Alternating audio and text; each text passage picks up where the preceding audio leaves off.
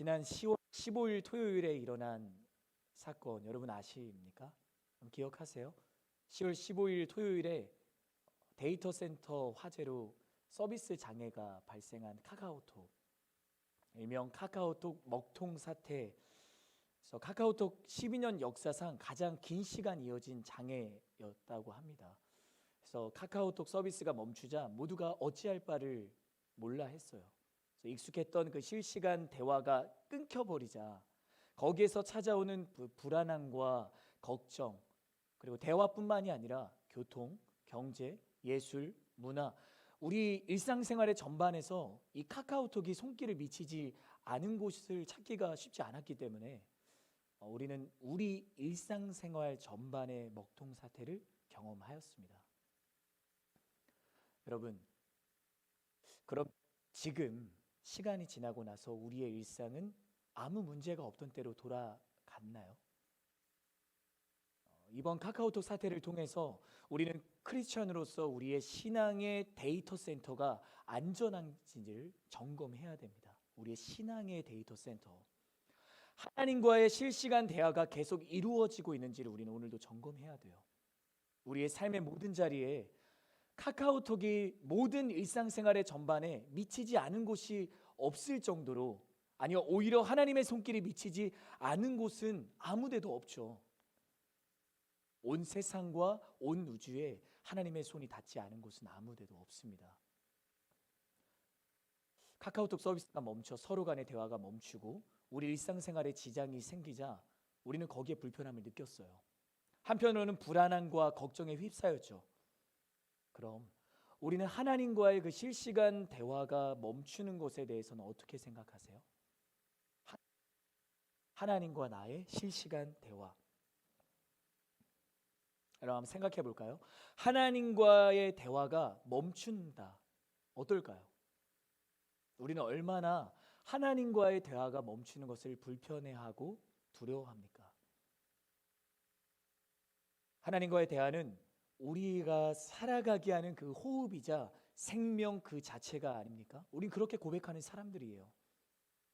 카카오톡 서비스보다 더 귀하고, 아니 그 가치를 비교할 수 없는 하나님과의 그 실시간 대화를 우리는 과연 얼마나 귀하게 여기고, 그 대화가 계속 이루어지기 위해서, 그 대화를 지켜내기 위해서 이 시간 온 힘과 온 마음을 다해 우리가 몸부림치고 있는지를 돌아보아야 한다는 이야기입니다. 사랑하는 프라임스 지체 여러분, 또 성도 여러분, 하나님과 우리의 대화 실시간으로 이루어지고 계세요? 아니면 거기에 멈춰 계십니까? 하나님께 우리의 일상과 우리의 모든 삶의 자리를 내어드리고 계세요? 여전히 내가, 다른 누군가가, 다른 무엇이 하나님이 계셔야 할 곳에 우상이 되어서 우리 삶의 주인 노릇을 하고 있지는 않습니까? 우리는 하나님과의 대화가 멈추는 것을 두려워해야 돼요. 우리의 삶의 유일한 주가 되시고 영원한 왕이 되시는 그 하나님을 느끼면서 살아가는 우리의 믿음과 순종은 오늘도 멈추지 않아야 됩니다. 전진해야 되는 거예요. 이 먹통 사태로 인해서 이용자 200만 명이 카카오톡을 떠났다고 합니다. 근데 하루 만에 돌아왔대요. 단 하루 만에. 라인과 텔레그램 등 대체 애플리케이션 설치가 급격히 늘어났다고 합니다. 그런데 카카오 서비스 대부분이 정상화되자 기다렸다는 듯이 익숙한 카카오 생태계로 돌아오는 거죠. 저는 이런 생각이 들더라고요. 과연 우리 가운데 하나님과의 실시간 대화가 멈췄다가 다시 회복되었을 때 우리는 돌아오기를 기뻐할까?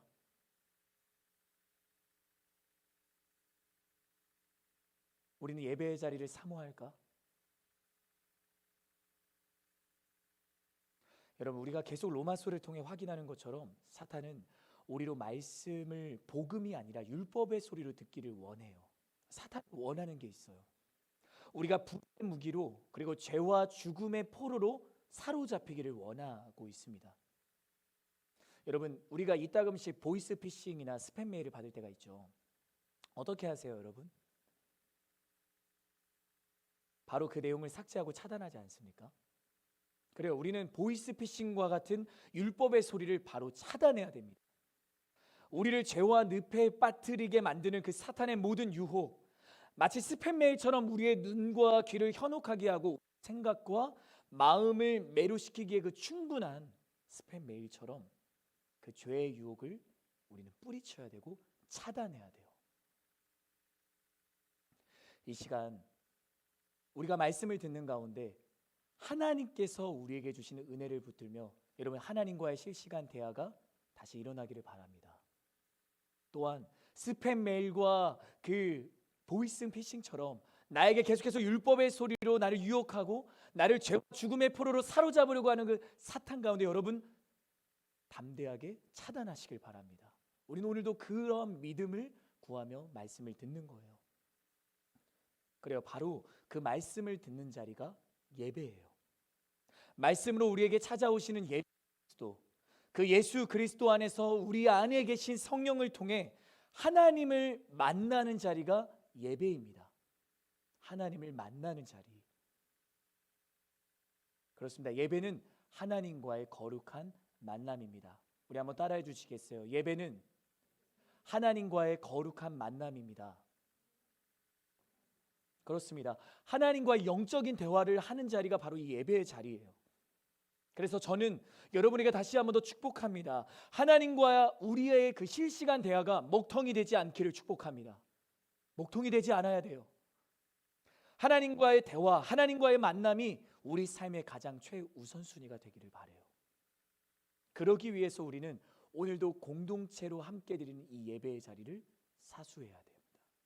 말씀을 읽고 듣고 묵상하는 여러분의 그 말씀을 듣는 자리를 사수해야 됩니다. 하나님을 만나는 내가 마음의 골방으로 들어가 하나님께 기도하는 나의 기도의 처소를 사수해야 됩니다.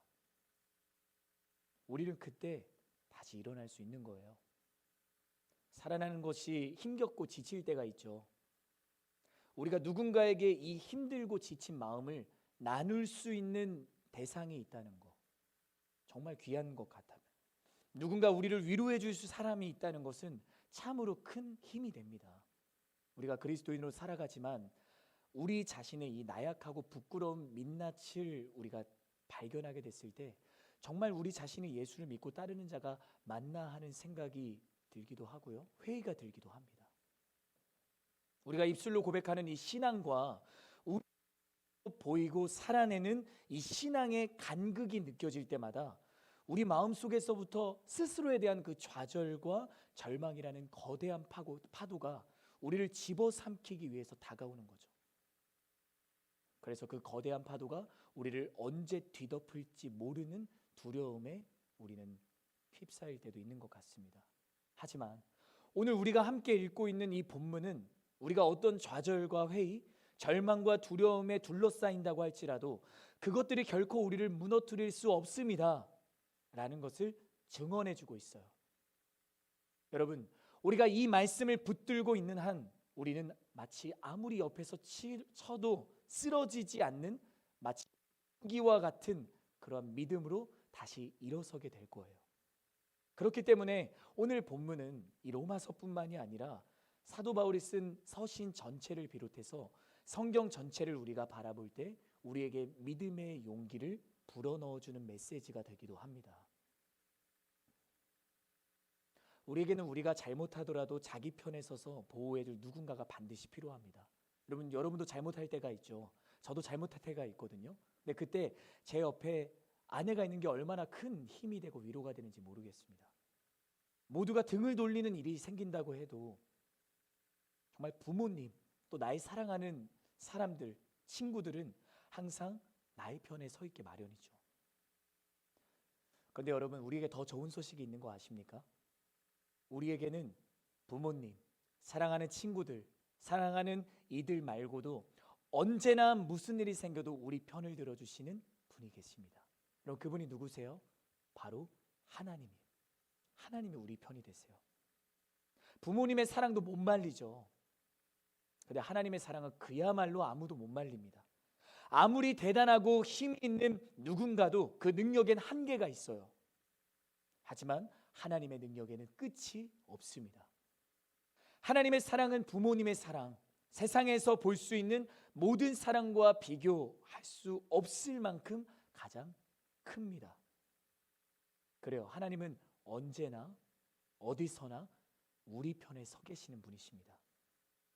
오늘 본문 30절부터 31절부터 39절까지는 하나님이 구원하시기로 결정하신 사람들은 어떤 일이 있어도 하나님의 구원의 역사 바깥으로 이탈되지 않는다는 사실을 우리에게 이야기해 주고 있고요.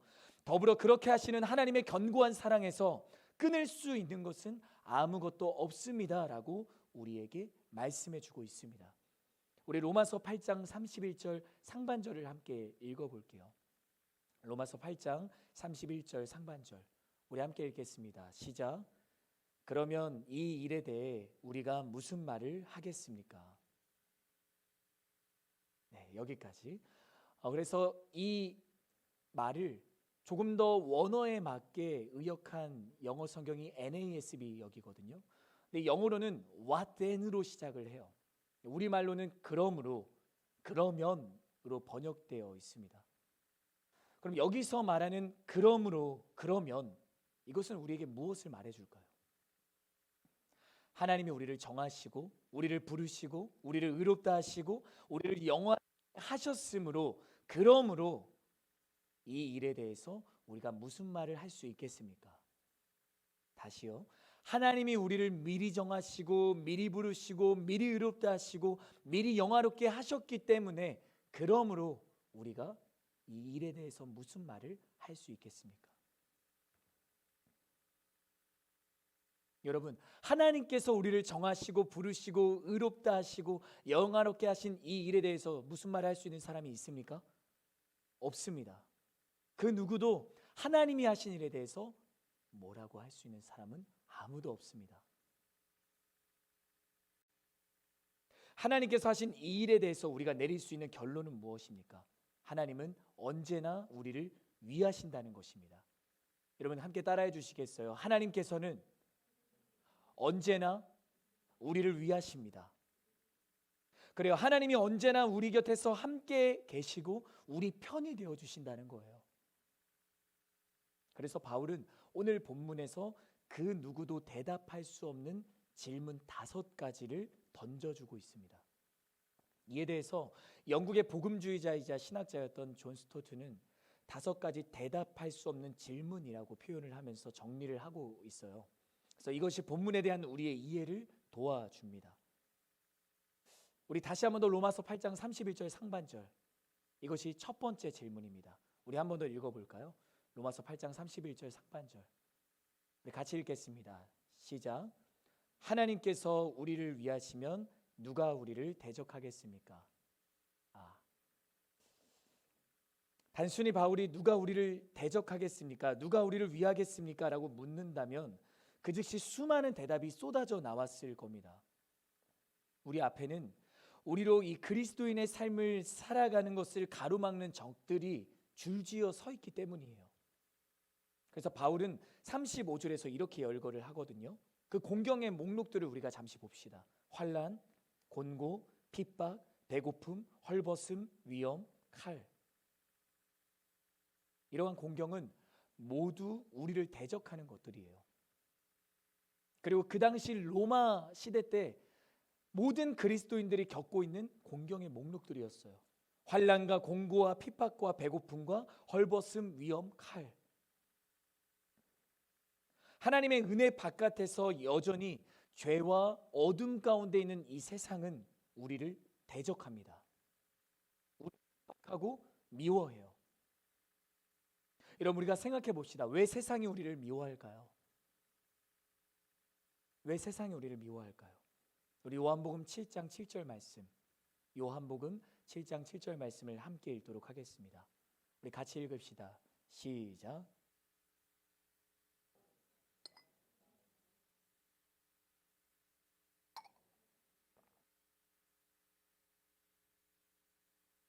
나를 미워하는 것은 내가 세상이 하는 일들을 악하다고 증언하기 때문이다. 예수님께서는 세상이 우리를 미워하는 것이 아니라 바로 예수님 자신을 미워하는 것이라고 말씀을 하세요. 그리고 그 이유에 대해서 분명하게 밝히고 계십니다.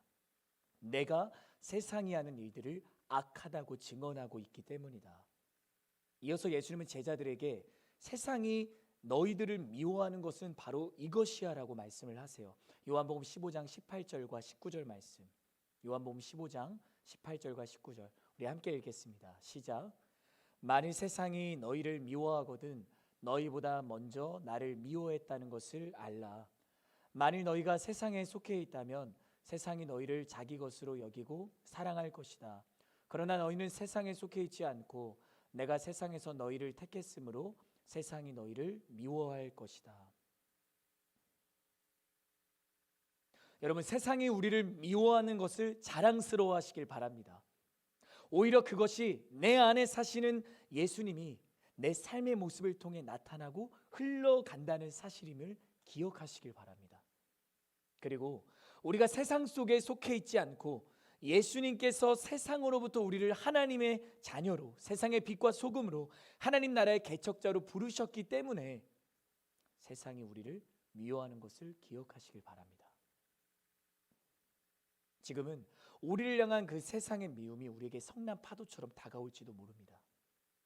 거센 바람처럼 우리를 뒤흔들지도 모릅니다. 그렇다고 해도 현재 우리가 마주하는 이 모든 고난은 미래에 우리에게 분명하게 나타날 하나님의 영광과 비교할 수 없는 것입니다. 여러분, 이것을 신뢰하시길 바라요. 오늘도 복음이 우리에게 이 사실을 분명하게 말씀해 주고 계시는 거예요. 우리를 구원하시기 위해 십자가의 고난과 수치를 기꺼이 감당하신 예수님을 우리는 기억해야 됩니다. 예수님께서는 그 십자가의 고난을 뚫고 부활하시고 죄와 세상을 이미 이기셨습니다. 그래서 우리는 이 시간 복음이 되시는 예수님의 십자가의 그 고난 속에서 세상을 이기신 하나님의 승리와 영광을 맛볼 수 있는 거예요. 여러분, 예수님의 십자가의 고난이 아프잖아요. 되게 힘들잖아요. 되게 어렵잖아요. 우리의 마음을 또한 또 슬프게 만들잖아요. 하지만 그 예수님의 십자가의 고난 속을 우리가 가만히 들여다보면, 믿음의 눈으로 우리가 십자가의 고난을 바라보면 그 속에 하나님의 승리와 영광이 있는 거예요. 그것이 바로 우리가 믿고 고백하는 예수 그리스도의 십자가의 죽으심이에요. 이 시간 하나님께서 우리에게 분명히 말씀하세요. 나의 승리와 영광이 우리의 승리와 영광이라는 사실을 말입니다. 사랑하는 여러분, 하나님의 승리와 영광이 우리 모두의 영광과 승리임을 믿고 나아가기를 바랍니다. 우리는 세상을, 죄를 이겼습니다. 하나님께서 이렇게 우리를 위하시는데 누가 우리를 대적할 수 있겠습니까? 이어지는 두 번째 질문입니다. 첫 번째 질문 여러분 기억하고 계시죠? 우리 두 번째 질문 로마서 8장 32절 말씀. 로마서 8장 32절 말씀을 우리 함께 읽도록 하겠습니다. 시작.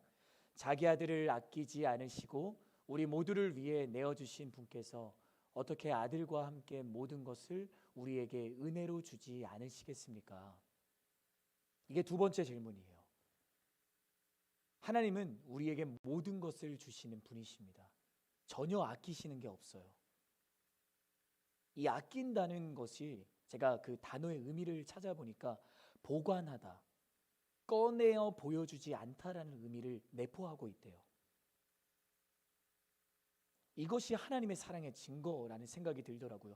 하나님께서는 온 세상과 온 우주와 가장 가치 있는 것을 다 더한다고 해도 결코 비교할 수 없는 자신의 사랑하는 아들 예수를 결코 아끼지 않고 꺼내어 우리에게 보여주신 거예요. 우리에게 완벽하게 나타내신 거예요. 여러분, 그 예수님의 십자가의 사랑, 예수님은 우리에게 기꺼이 내어놓고 아끼지 않으신 하나님의 사랑, 여러분 그 사랑이 지금 이 시간 느껴지십니까? 그 사랑을 경험하고 계십니까? 다시 한번 더 이 말씀을 듣는 가운데 우리를 위해서 예수님을 아끼지 않고 기꺼이 내어주신 하나님의 사랑을 우리의 마음 가운데 다시 한번 더 확신하는 귀한 자리가 되기를 간절히 바라요. 여러분, 그래서 19세기 미국의 저명한 설교자 중에 한 사람인 옥타비아스 윈슬로우라는 사람이 있는데요. 이 사람은 이렇게 말하고 있습니다. 누가 예수님을 죽음에 내어주었는가? 누가 예수님을 죽음에 내어주었는가? 여러분은 누가 예수님을 죽음에 내어주었다고 생각하세요? 가룟 유다가 돈 때문에 예수님을 내어준 건가요? 아닙니다. 그럼 빌라도가 유대인들의 그 분노와 시기심에 못 이겨서 예수님을 내어준 건가요? 아닙니다. 그럼 누가 예수님을 내어준 건가요? 예수님 스스로가 자신을 내어준 겁니다. 스스로 우리를 구원하시기 위해 자신을 내어주신 거예요. 이것이 바로 하나님의 사랑입니다. 바로 하나님께서 우리에게 모든 것보다 더 크고 더 귀한 예수님을 우리에게 아끼지 않고 내어주셨는데, 여러분, 그분이 다른 무엇을 아끼시겠습니까? 우리는 생각하죠. 과연 우리가 이렇게 하나님의 그 큰 사랑, 그 귀한 사랑을 받을 자격이 있을까? 그렇습니다. 우리 자신에게는 하나님의 그 크고 넓은 사랑을 받을 자격이 없다고 생각을 합니다. 우리는 자격이 없는 사람이에요. 우리는 알고 있습니다. 그런데 그거 아세요? 하나님도 알고 계세요. 내 마음을 나도 알지만 하나님은 나보다 더 잘 아시잖아요. 내 마음속에 숨은 모든 죄악, 나보다 하나님이 더 잘 아시지 않습니까? 그런데도 하나님이 우리를 위해서 예수님을 내어주신 거예요. 그런데도 하나님이 우리 편이 되어주신다고 말씀하고 계시는 거예요. 이것이 얼마나 우리에게 큰 은혜인지 모릅니다. 세 번째 바울의 질문입니다. 로마서 8장 33절 말씀. 로마서 8장 33절 말씀을 함께 읽도록 하겠습니다. 함께 읽겠습니다. 시작.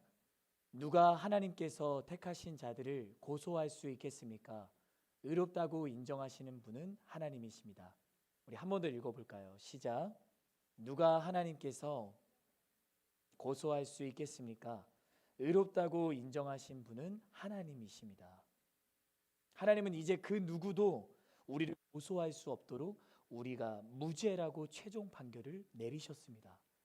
하나님의 판결이니 누가 감히 유죄라고 말할 수 있을까요? 이제 우리를 고소하거나 정죄하거나 판단할 수 있는 사람은 아무도 없습니다.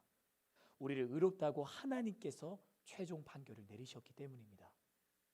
그런데 잊지 말아야 할 사실이 있습니다. 우리가 무죄라고 하신 이 하나님의 최종 판결문은 바로 예수님의 피로 써졌다는 것. 그럼 이것을 기억하시길 바라요. 우리를 의롭다고 하시기 위해서 예수님께서 내가 지고 가야 될 모든 죄를 대신 지고 가셨다는 사실을 기억하시길 바랍니다. 그 죄는 다른 누군가의 죄가 아니었습니다. 바로 우리의 죄, 나의 죄였습니다. 그 대가도 우리가 받아야 할 대가, 내가 받아야 될 대가였습니다. 죄 없으신 그 예수님이 우리를 위해서 유죄 판결을 스스로 대신 받고 십자가에 달려 죽으신 겁니다. 사단은 끊임없이 우리가 유죄라고 고소할 겁니다. 우리를 비난하며 손가락질할 겁니다. 하지만 사단의 모든 고소는 결국 실패로 끝났습니다. 화살이 방패에 맞고 튀어나가는 것처럼 사단의 비난과 비방은 우리에게서 빗맞고 튕겨져 나갈 겁니다. 왜냐하면 하나님이 우리를 지키시기 때문에, 하나님이 우리를 붙드시기 때문에 그 모든 비난과 비방의 화살로부터 우리를 지키시는 겁니다. 그래서 우리는 이제 두려움을 벗어버리고 담대하게, 당당하게 바울의 네 번째 질문으로 넘어갈 수 있습니다. 여러분, 세 번째 질문까지 기억하시죠? 기억하고 계십니까? 네, 기억하시는 줄 믿고 우리 네 번째 질문으로 넘어갑시다. 로마서 8장 34절 말씀. 로마서 8장 34절 말씀을 함께 읽도록 하겠습니다. 시작. 누가 정죄하겠습니까? 죽었을 뿐 아니라 살리심을 받은 분은 그리스도 예수이십니다. 그분은 하나님 오른편에 계시며 우리를 위해 간구하십니다. 정죄할 사람도 넘어뜨릴 사람도 없습니다. 하나님의 최종 무죄 판결, 그리고 우리를 위해 간구하신 예수님의 기도가 있는데 우리가 무엇을 두려워하겠습니까? 여러분, 이 시간 다시 한번 더 확신하시길 바랍니다. 예수님이 하나님 우편에 그 곁에 서서 우리를 위해 지금도 간구하고 계신다는 사실, 우리는 그 사실을 믿어야 됩니다. 본문 34절에서 처음 예수님이 우리를 위해 간구하신다는 사실이 처음 등장해요. 여러분, 그전 성령이 우리를 위해 간구하십니다. 하지만 예수님이 우리를 간구하신다는 사실은 이 로마서 8장 34절부에 처음 나온다고. 처음. 이것이 우리에게 얼마나 큰 은혜인지 모르겠습니다. 우리를 사랑하신 예수님, 우리를 위해 자신의 모든 권리를 포기하고 죄의 어둠과 죽음 속에 덮여있는 그런 우리에게 빛과 생명을 주기 위해 오신 예수님, 십자가에서 죽으시고 다시 부활하신 예수님, 그분이 하나님 곁에서 우리를 위해 중보하고 계십니다. 우리를 위해 쉬지 않고 중보하고 계십니다.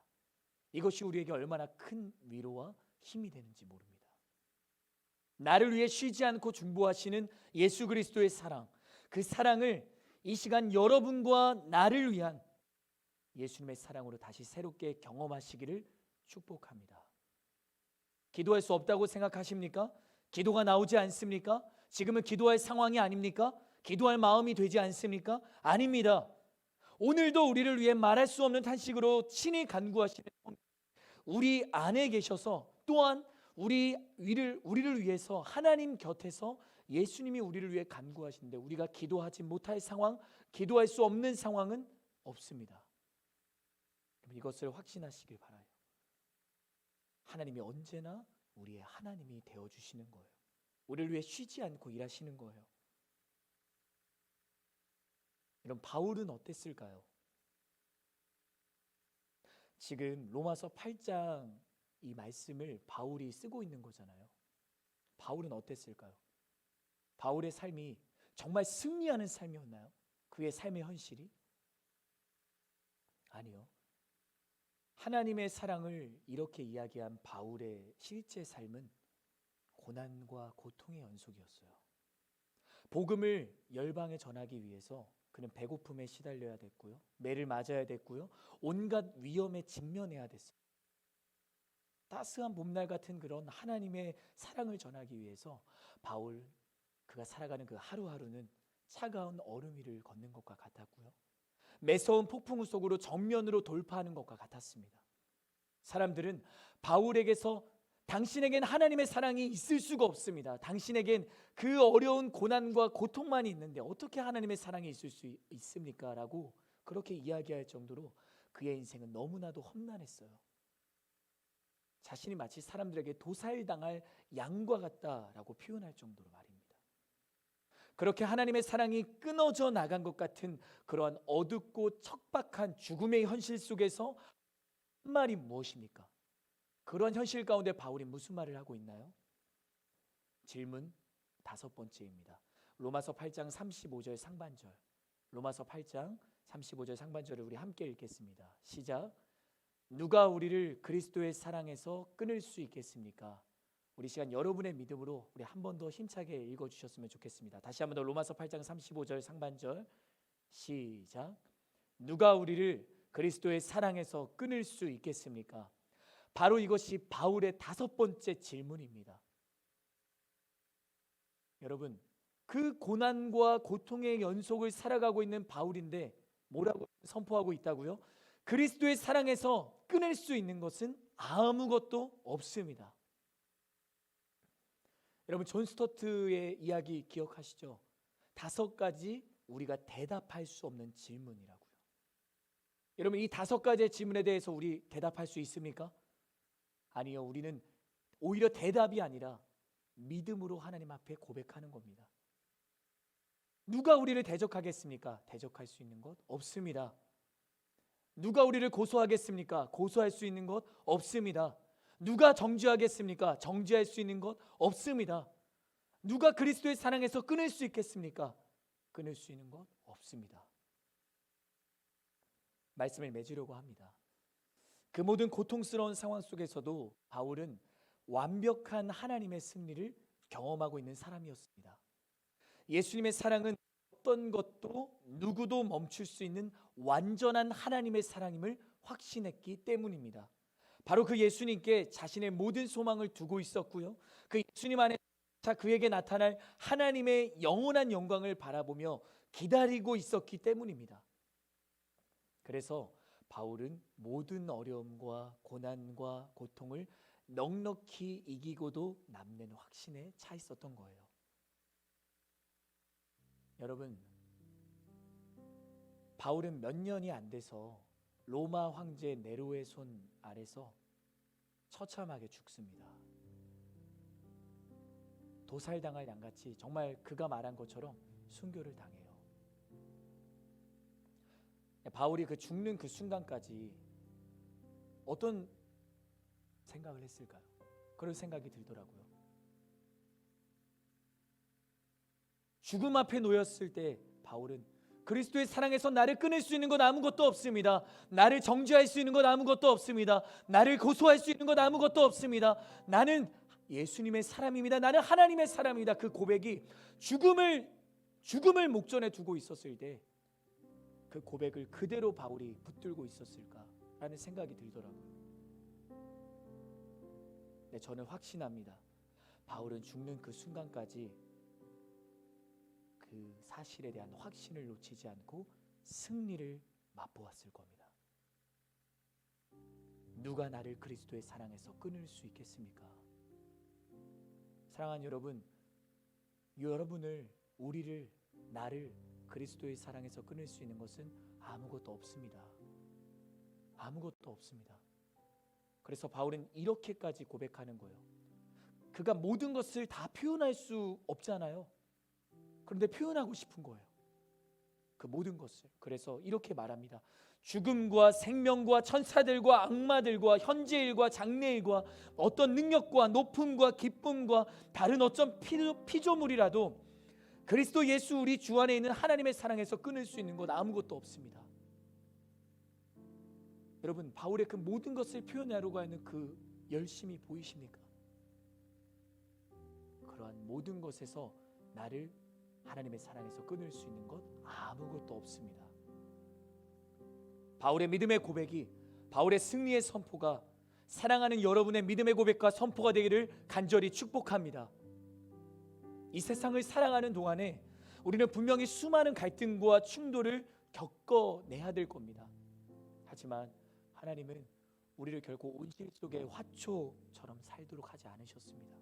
오히려 고통과 고난을 승리로 바꾸는 하나님 나라의 정복자로 살게 하셨습니다.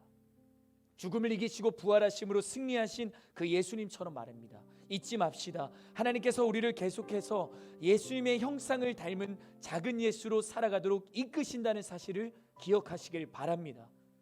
성령이 우리가 하나님의 자녀인 것을 증언해 주시고 우리를 위해 말할 수 없는 탄식으로 간구해 주시고 이제는 우리 곁에서 성령을 통해 하나님 우편에서 우리를 위해 쉬지 않고 중보하시는 예수님, 그 예수님의 사랑이 우리를 이끄는 한 우리는 반드시 승리할 수밖에 없습니다.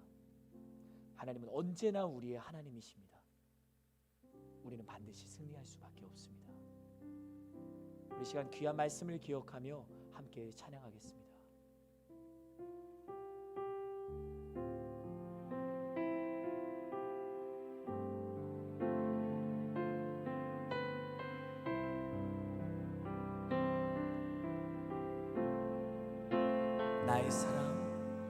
나의 사랑 너는 어렵고 창피하다 어느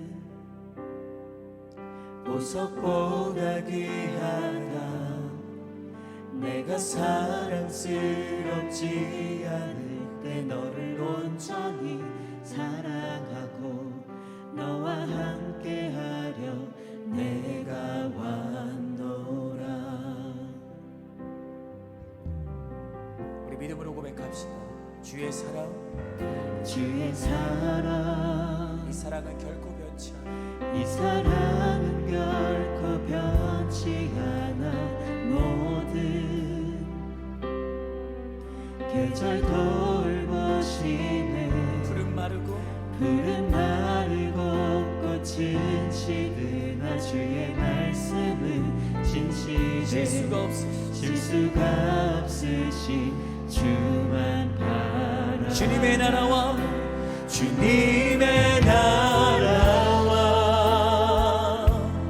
뜻이 나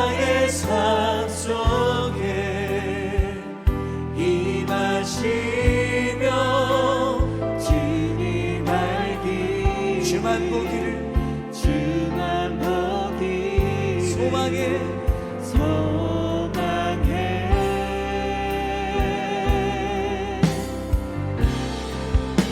거룩히 살아가 힘과 두려움 없는 믿음 주실 나의 하나님 완전한 사랑 찬양해. 우리 함께 고백합니다. 찬양하리 찬양하리 만군의 주 영원히 함께 하시네. 존귀하신 사랑의 왕 영원히 통치하시네. 믿음으로 고백합시다. 주님의 나라와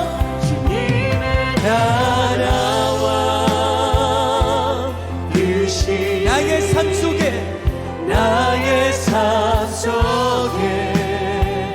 임하시려 주님 알기 주만 보기를 주님 우리가 소망합니다.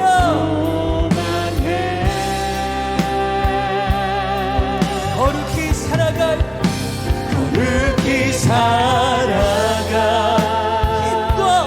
힘과 두려움 없는 믿음 주신 나의 하나님 완전한 사랑 찬양해. 이 시간 말씀을 기억하며 기도합시다.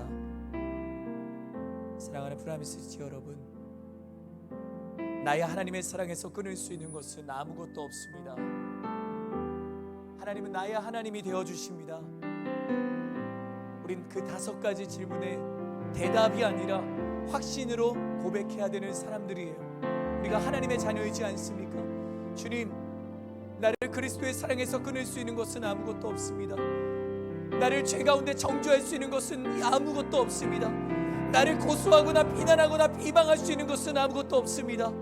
나는 주님의 자녀입니다. 나는 하나님의 자녀입니다.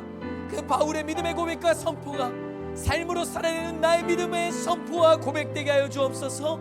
이러한 기도의 점을 기억하시며 우리 함께 기도하며 나아가십시다. 기도합니다.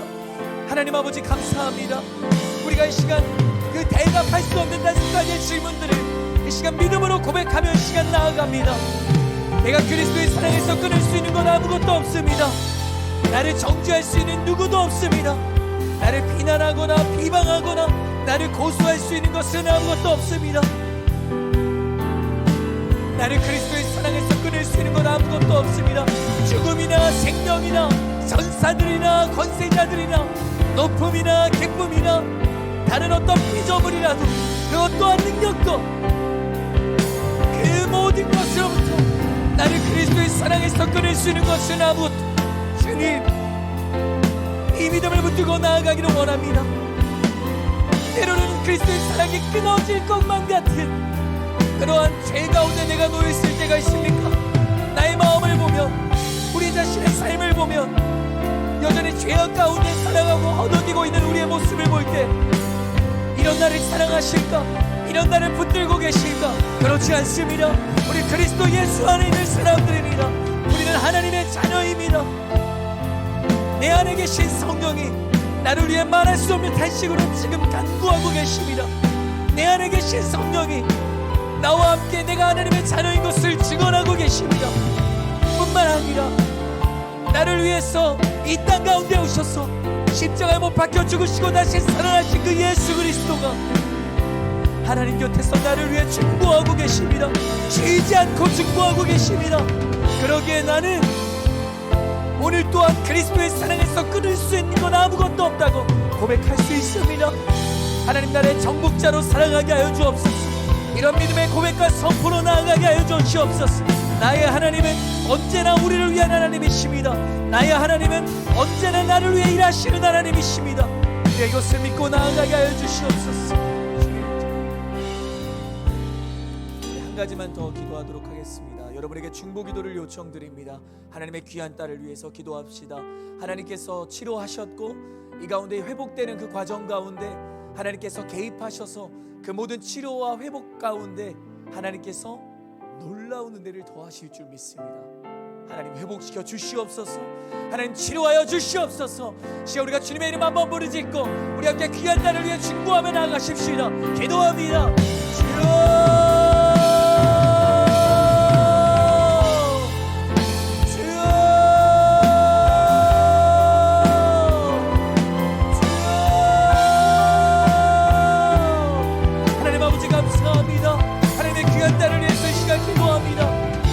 간구는 역사하는 힘이 크다고 말씀하신 아버지 하나님, 우리가 믿음으로 고백합니다.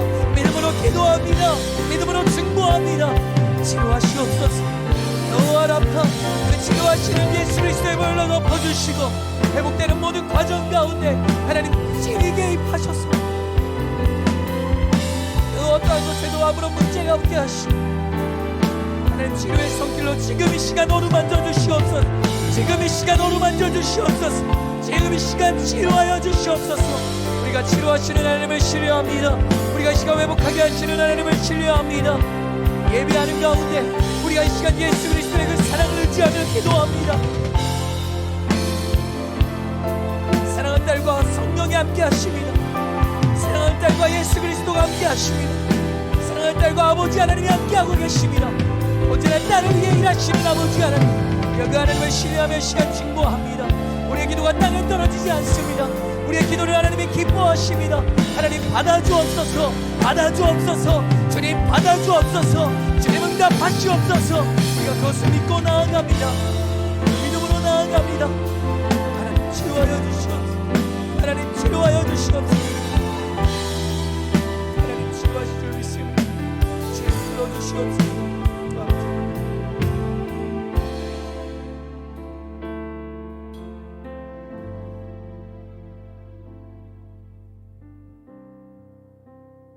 누가 우리를 그리스도의 사랑에서 끊을 수 있습니까? 아무도 없습니다. 하나님은 언제나 우리를 위한 하나님이십니다. 나를 위한 하나님이십니다. 이것이 우리를 살립니다. 이것이 우리를 다시 일어나게 합니다. 때로는 우리 자신의 모습을 볼 때 사탄은 율법의 소리로 그 죄의 유혹들로 너가 어떻게 하나님의 사람일 수 있어? 너가 어떻게 하나님의 사랑일 수 있어? 라고 율법의 소리로 우리를 유혹할 때마다 아닙니다. 나는 하나님의 사랑 안에, 내가 하나님의 은혜 안에 있는 사람입니다. 성령이 나를 위해 말할 수 없는 탄식으로 간구하시고 하나님 곁에서 예수님이 나를 위해 쉬지 않고 중보하고 계십니다. 오늘 또한 나를 위해 일하시는, 나를 위해 지금도 중보하시는, 나와 함께 하시는 그 하나님을 신뢰하며 그 모든 것에서부터 우리를 끊을 수 없다고 고백한 그 사도 바울의 믿음의 고백과 선포가 우리의 믿음의 고백과 선포가 되게 하여 주옵소서. 감사드리며 예수 그리스도의 이름으로 간절히 기도드립니다.